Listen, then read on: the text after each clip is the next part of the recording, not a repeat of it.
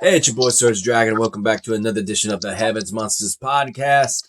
Today we're going to do November 9th of Monday Night Raw. If you like this video, give it a thumbs up. And please also subscribe and hit that notification bell for more Heavens Monsters podcast. Today with me, we have Chris Petrie, Andre Mitchell, Yo. and Mike Henry. If you're ready for an episode of the Heavens Monsters podcast, give me a hell yeah. Hell yeah. I said, if you're ready for an episode of the Heavens Monsters podcast, give me a hell yeah. Hell yeah. This episode of Raw kicked off with another boneheaded episode of Miz TV.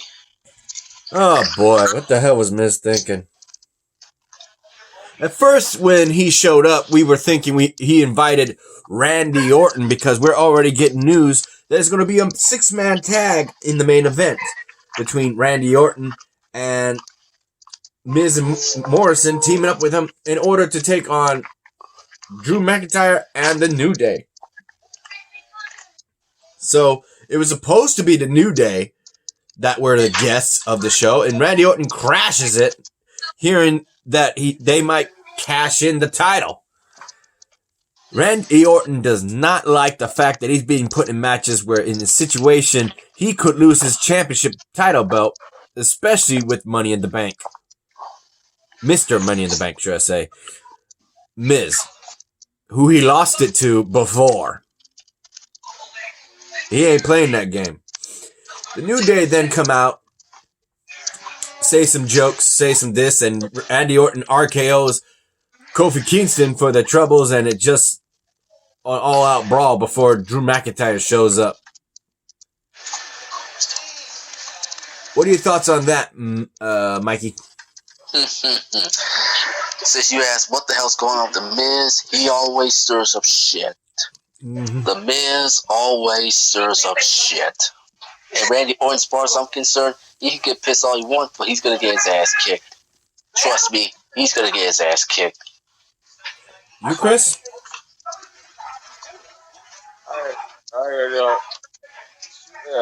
It was supposed to not to have Miz TV. They were supposed to have a moment of bliss, but it didn't happen. Mr. Morrison Randy Orton was hot. He was so angry. He told them he want them to cash it. He said, "Take it." They didn't take it. Mm-hmm. But I didn't. And RKO was on Kofi, and it was a brawl where Drew McIntyre shows up. And Drew McIntyre had no chance because of that. Miz hit McIntyre with a briefcase, and then McIntyre got RKO. Yep. How you like the chaos at the beginning of the show, Andre?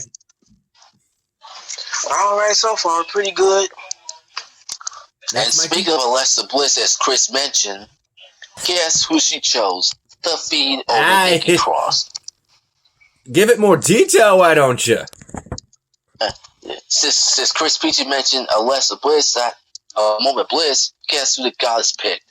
The Fiend over Nikki Cross. Can you believe that? Again, Mikey, you're not telling it. So basically, Nikki Cross comes to her friend. At least she still believes her friend is still Alexa Bliss. She goes and asks her that she knows that this is not her. This is the Fiend. So she straight up asks her, you give her a choice.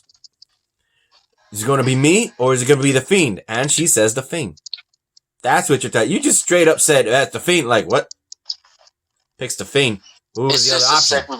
It's just a segment between the Bliss Cross. You know what I mean? Bliss Cross. It ain't Bliss Cross no more. Oh my God. It ain't Bliss Cross no more. It's just Twisted Bliss. Well, you unbelievable. Uh-huh. Alright, let's move on to the next thing. Let's talk about the second chance triple threat showdown between Matt Riddle, Jeff Hardy, and Elias. This would be the last slot remaining qualifying match for Team Raw, and Matt Riddle ends up on top, knowing the fact that apparently Jeff Hardy was about to win it, but Elias hits him with a running knee, trying to take advantage of an already worn out Matt Riddle. Matt Riddle still has steam to go, and he ends up putting Elias in his finisher and wins the match and the last spot. I think it was called the Bro Derek or something like that. Yeah, Bro Derek. To set up the pin on Elias. So that would be what happened. And how do you feel knowing that Matt Riddle is the final Raw superstar to join the Raw team? Mikey? My. It was a showdown, but Matt Riddle, you say what you want about Matt Riddle. He is the original bro, and I'm looking forward to see how fair he was once we talk about AJ Styles in just a few moments. You, Chris? Yeah, Widow is part of Team Raw with AJ Styles, Keith Lee, Sheamus, Braun Strowman, and now they're gonna go against Team SmackDown.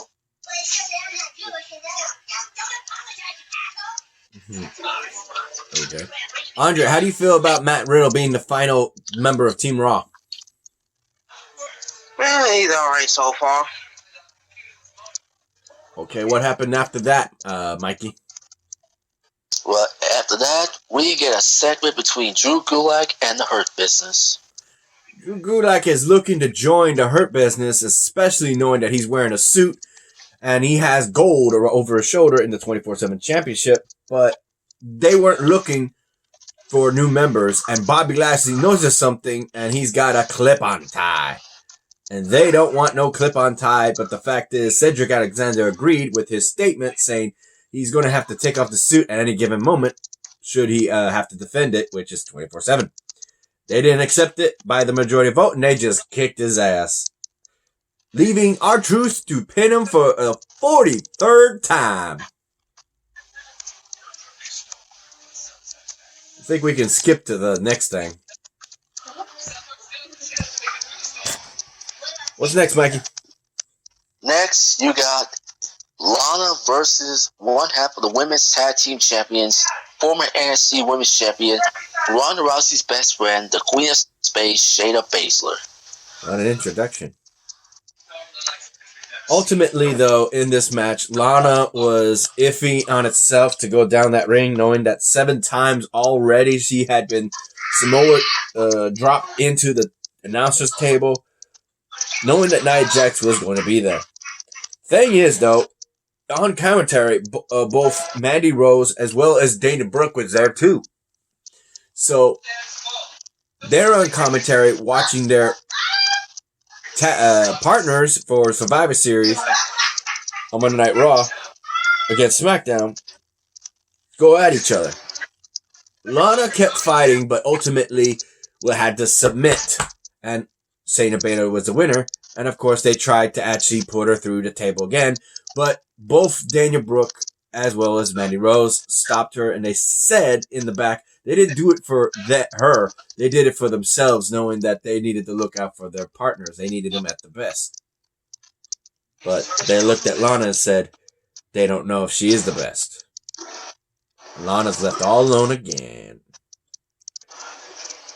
What do you think about that, Mikey? Oh, man, I'm glad that Mandy Rose and Dana Brooke saved Lana from being put through a table for the 8th time. But coming up a little bit later, we'll talk about champion versus champion. Raw versus champion Asuka versus Nia Jax. We'll get to that shortly. Mm-hmm. Chris? Yeah. They show some clips with Lana being slammed to a table. 1 time, 2 time, 3 time, 4 time, all the way to 7, and she's wearing a different peak outfit every time. Mm-hmm. I noticed that. Yeah. Andre, how do you feel knowing that Shayna Baszler made Lana tap out, and Dana Brooke and Mandy Rose saved her from an 8th time going through the table. Yeah, they did a good job saving Lana, but Lana needs somebody to keep her safe and keep her from getting her butt kicked as usual. Mm-hmm. Sergio's job. Well, I wish they had Rusev back. he's on AEW. Yeah. All right, Mikey, what's next? Oh boy, oh boy, oh boy. AJ Styles attempts to unite an explosive Team Raw. Yep. With the addition of Riddle, we would have the Riddle make nicknames for everybody, calling Keith Lee Broly. Him, why the hell was he calling Braun Strowman Mongoose? Skipper for AJ, and Sheamus is Fireface. And like, well, is that a ginger joke? He's like, nope. Because whenever you get mad, your face turns red. So he goes up to him and says, so what are you, dopey? How'd you know, bro? Ultimately, because they couldn't coordinate, AJ Styles put this match into fruition backstage when Matt Riddle was named the 5th member. So, double duty for Matt Riddle. He's wrestling again, teaming up with Keith Lee against Braun Strowman and Sheamus with, again, like you said, Mikey, special guest referee, Captain AJ. He's got a freaking C over the referee WWE logo. That's a captain. I was like, man. So ultimately in this match, due to the one trying to steal the glory after the other between Braun Strowman and Sheamus would bro kick Braun Strowman and ultimately get pinned by Matt Riddle, winning the match for both him and Keith Lee. How do you think about that, Mikey? Oh man, AJ Styles was just stirring up shit. I mean, he was just stirring up trouble, and he got what's coming. Yep. You, Chris? Well, the problem was that Strowman and Sheamus and Riddle and Lee, they don't think AJ Styles is not the captain. I mean, who's the captain? It's not Styles, it's not Keith Lee, or Matt Riddle, or Sheamus, or Braun Strowman. Who's the captain? I have to wait and see how they settle this. How about you, Andre? How do you feel knowing that AJ put this weird-ass match together and ultimately Matt Riddle as well as Keith Lee win the match? Kind of weird and crazy. What's next, Mikey? Give me 1 second. I have to go to the kitchen. Sorry. No problem. So I make my way to my room because next on the list. Speaking of Sheamus, believe it or not, he approached Drew McIntyre about a reunion. I'm like, what? What do you mean a reunion? What is he talking about? They said it, that they actually wrestled together a couple of years ago before making it to WWE. Give me a break. That's true. They're saying it. They both battled in the UK before WWE took up NXT UK. Way before. Yeah, right. Next, you got the current United States champion, the CEO of the Hurt Business, Bobby Lashley, defending his title against Titus O'Neil. Titus O'Neil was very upset knowing that the Hurt Business declined his offer and just decided to beat him down. So he wanted to take an opportunity to challenge Bobby Lashley for the United States Championship. Got it, and he came out swinging. Got them Raw Underground training going. Excuse me.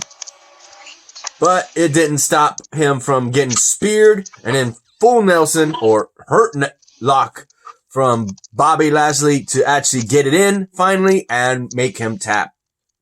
Damn, man. What's your thoughts on that, Chris?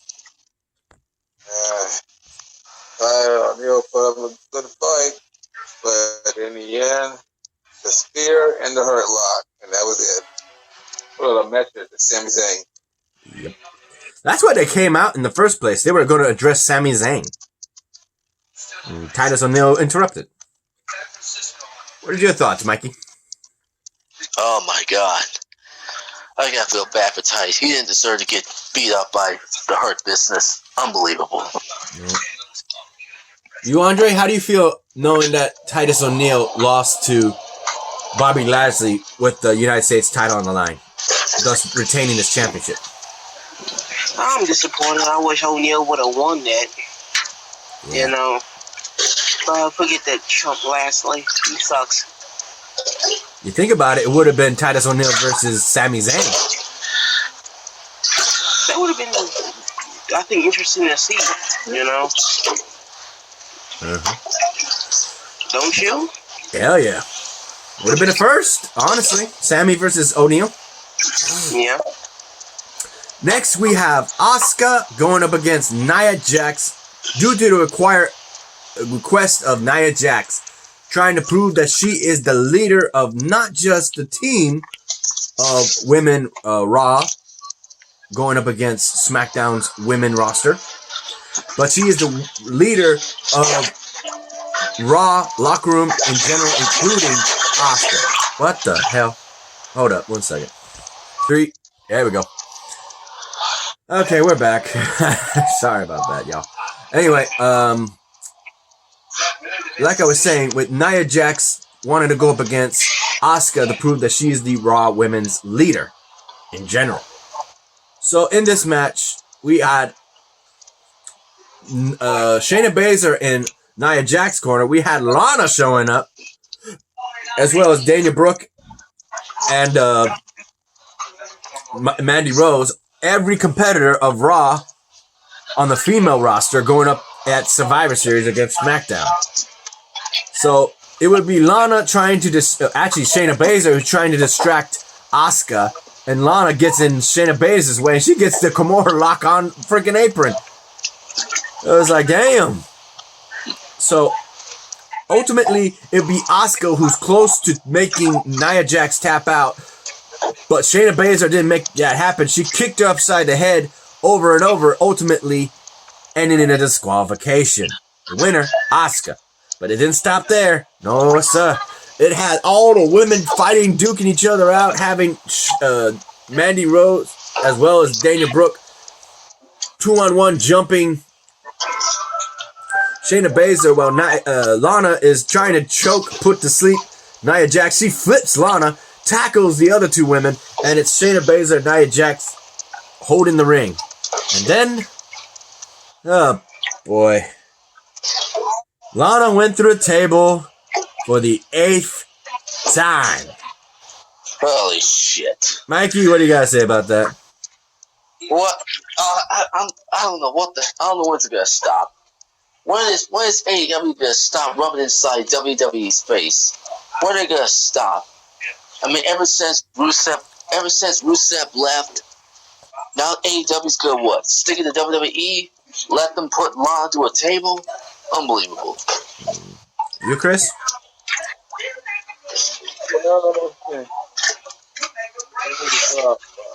Speak up, Chris. Yeah, speak up. Well, Mandy and Dana Brooke were trying to fight that Nia Jax told Mandy Rose how she landed into her head and her shoulder, injured her. And now, Lana had Lana got slammed by the 8th time. And Nia Jax said, "You're going to drag us down, just quit." Yes, you did. Andre, how do you feel knowing that Nia Jax needed Shayna Baszler's help ultimately to get disqualified, and they put poor Lana through a table again for the 8th time? Andre, where'd you go? Probably MIA again. All right. Next thing is, oh my God, R-Truth is thinking he's getting photo shoot. That's not even close. He was a competitor for a 7-way match for the 24/7 champion. Now that he's the 24/7 champion for the 43rd time, he's got to defend it in this match. You got the Lucha House Party, Akira Tozawa, Eric, Drew Gulak, and Tucker. Eric from the Viking Raiders. Where's his buddy Ibar? Probably injured. Well, in this match, it was supposed to be one fall, in which case, while everybody else was dealing with each other, Akira Tozawa ended up becoming I don't know, I lost count on him, whatever time champ, 24/7 champion. And then... 44. So... No, Akira Tozawa. I don't know how many times it was. That's what I'll say. I forgot. So, he gets jumped. Ultimately, Eric becomes the first time ever 24/7 champion on his career. And then he gets jumped by Drew Gulak. He becomes a 24/7 champion for the 4th time, if I'm correct. And then Tucker pins him. And then he pins him, rolls over and pins him again, becoming the 5th time. Tucker then goes and becomes the 2nd time, pinning him again. And then Tucker gets pinned by Grand Metalik. So he becomes the 1st time ever. And then freaking betrayal. He freaking sly as hell. Lindsay Dorado freaking goes yoink. And he pins his partner and becomes the 1st ever. And then everybody's battling it again, trying to get it again. And ultimately, it would be R-Truth. He becomes a 44-time 24/7 champions and gets the hell out of there. God. Run, Truth, run. Run, Truth, run. What the hell? So, let me get this straight. Hold up. Earlier that night, it was R-Truth who took it from Gulak. And then, after that, it was Akira Tozawa. Then Eric. Then Tucker. Tucker. Then Gulak again. Then Tucker again. Then Grand Metalik. Then let's say that. Then R-Truth. 9 times. 9 title changes. I love it. I love this 24/7 champion. It always keep you on your toes. I'm glad they brought back the hardcore title and reimagined it as the 24/7 champion. What's your thoughts, Chris? Yeah. Alright, that match was fun. Man, I love that 24/7 championship. Yeah. It's like a game of tag. You're like, I'm it. No, I'm it. No, I'm it. No, I'm it. No, I'm it. It's a reverse tag. How about you, Andre? How crazy was that? Very crazy. You, Mikey? Crazy. Hilarious. Okay. Next up, we had a match made due to the fact that Ricochet was jumped along with Tucker after their match. So it would be Mustafa Ali versus Ricochet in the hopes of trying to get redemption from that being jumped. Sadly to say, thanks to all the members of Retribution being there, Ricochet couldn't focus on the match, and ultimately Mustafa Ali was able to put him in a new complete finishing hold. What is it called? It was a 3-letter word. G something O? GLO? Something? Oh. Koji clutch is it called. A Koji clutch. Yeah, Koji clutch to make we could say tap out. Yep, that was a very unique submission hold. I've never seen that before. Give it to Mustafa Ali for having a unique hold. He definitely submitted him. Looking good so far. Got a winning streak going for Mustafa and Retribution. Also, a message was pointed out from excuse me. One of the female member of Retribution with the blue hair, I forgot. Yeah. Yeah, Mia Yim. That's Mia Yim. Yeah, I meant Mia Yim, but what's her Retribution name? I believe it's Reckoning. Reckoning, thank you. Reckoning made a statement earlier saying that people are not being taken seriously in the women's division, including a woman with pink and green dyed hair dancing around laughing. I was like, wait, is she talking about Ruby Riott with green hair? But she's on SmackDown. And who has pink hair? Alexa Bliss? I'm like, who has pink and green? And then I thought about it.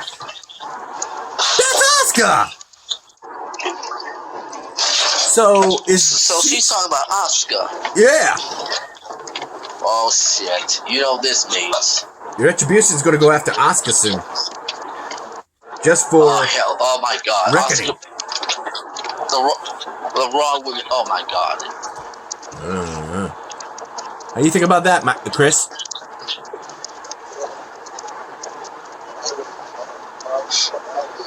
Can't hear you.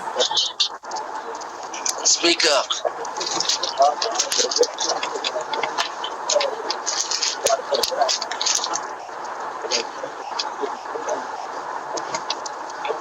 Still can't hear you. Put your mouth near the tablet.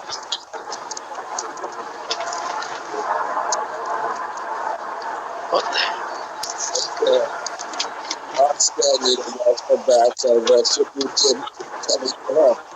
Oh, okay.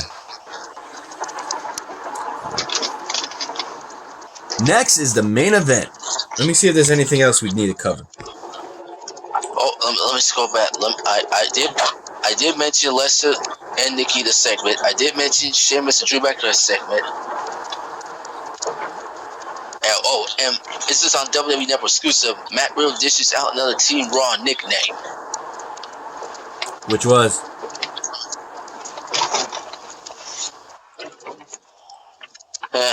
Well, listen what he have to say.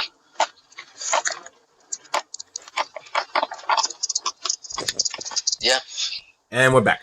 Let's talk about the 6-man tag team showdown. Drew McIntyre and A New Day versus Randy Orton, Miz, and Morrison. Yeah, apparently there was no nickname for Matt Riddle saying for Team Raw, so I don't know what the hell was going on. Anyway, so in this match, it would be pretty much New Day going around kicking Miz and Morrison's butt. Randy Orton didn't want no part in this. He literally did not tag in the whole entire match. The whole match. He decided against it and heated up the ramp, clinging to his title with McIntyre's attention turn. Morrison tried to steal the victory, but McIntyre sprang into action for a good old-fashioned, devastating Claymore kick to the Friday Night Delight to clinch the win. He's Monday Night Delight now. Because he's on Monday Night Raw. I don't know why they put the Friday Night Delight, but yeah, somebody's behind. My thoughts is Randy Orton's a coward believing Miz Morrison. Number 2, he's still pissed at either WWE official Adam Pearce or whatever put Orton in a 6-man tag team against New Day and McIntyre, but give McIntyre's team credit. McIntyre wants that world championship back where it belongs. Yeah, this is the part that they did not mention, is the fact before the match, Randy Orton would be informed by Adam Pearce saying that the board of directors have initially said that next week we will have Drew McIntyre versus Randy Orton for the WWE Championship. Randy was livid. He did not like that. He said, Adam Pearce said, I'm just the messenger. Well, tell the board of directors that this is a mistake. He's mad. So this is why he didn't even tag in the entire time, knowing who he's going to face next week. Knowing that The Miz could cash in his championship on a vulnerable Randy Orton. So he didn't tag in whatsoever because he didn't want to be worn out at all. This was a smart play by Randy. He just didn't care about his teammates because his teammates were technically his enemies. So Randy played it smart and looked like a coward. Plain and simple. You, Chris?